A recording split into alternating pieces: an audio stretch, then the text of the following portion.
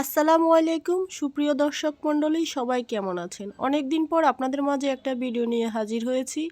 গ্রামের বাড়িতে গিয়েছিলাম, তাই জন্য অনেক দিন পেজে কোনো ভিডিও ছাড়তে পারি নাই। পেজের অবস্থা একদম খারাপ হয়ে গেছে। তো আজকে এসেছি আপনাদের সাথে একটা ভিডিও শেয়ার করার জন্য।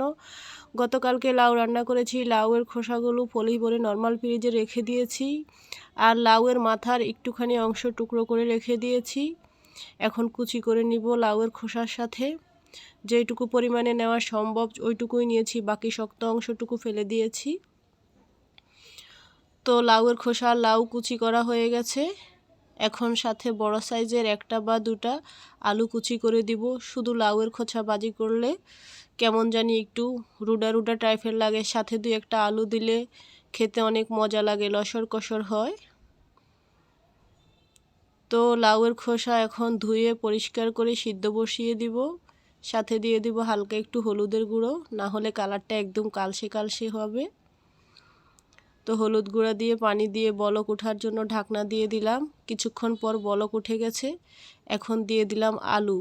আলুটা একটু পরেই দিতে হবে, কারণ লাউয়ের খোসা মজতে একটু সময় লাগে, আলু তাড়াতাড়ি মজে যায়, এই জন্য একটু পরেই দিলাম। তো দেখুন লাউয়ের খোসা আর আলু একেবারে ঝোলটা মাখা মাখা হয়ে গেছে, এই পর্যায়ে নামিয়ে নিব। তো চুলায় কড়াই বসিয়ে দিয়ে কড়াইতে তেল দিয়ে দিব। তেলের উপরে দিয়ে দিলাম পেঁয়াজ, কাঁচামরিচ, হালকা একটু গরম মশলা। তো এই পর্যায়ে দিয়ে দিব রসুন বাটা, জিরার গুঁড়ি, হলুদ গুঁড়া, মরিচ গুঁড়া, ম্যাজিক মশলা, লবণ। সব মশলাপাতি দিয়ে তেলের উপরে কষিয়ে নিব। কষানো হয়ে গেলে এখানে হচ্ছে লাউয়ের খোসা আর আলু একসাথে সিদ্ধ করাতে পরিমাণে অনেক বেশি হয়ে গেছে, এই জন্য আমি অর্ধেক আলাদা করে রেখে দিয়েছি, ডিপ ফ্রিজে রেখে দিব অন্য দিন ভাজার জন্য। তো এখন মশলার উপরে দিয়ে দিলাম লাউয়ের খোসা আর আলু, দিয়ে তেলের উপরে একটু কষিয়ে নিয়ে দিয়ে দিব হালকা একটু পরিমাণে পানি। খুব বেশি পানি দিব না, শুধু মশলা কষানোর জন্য আর মশলার গায়ের গন্ধ চলে যাওয়ার জন্য একটুখানি পানি দিয়ে দিব। এখন ঢাকনা লাগিয়ে দিব। ফিরে আসলাম কিছুক্ষণ পর, দেখুন বলক উঠে গেছে। এই পর্যায়ে দিয়ে দিব একটা ডিম। ডিম ভেঙে দিয়ে ভালো করে নেড়ে ছেড়ে ডিমটা মিশিয়ে দিব।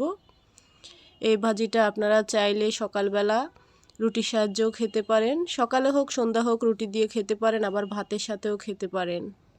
তো দেখুন আমার ভাজিটা হয়ে গেছে, আমি নামিয়ে নিয়ে আপনাদেরকে পরিবেশন করে দেখালাম। আল্লাহ হাফেজ।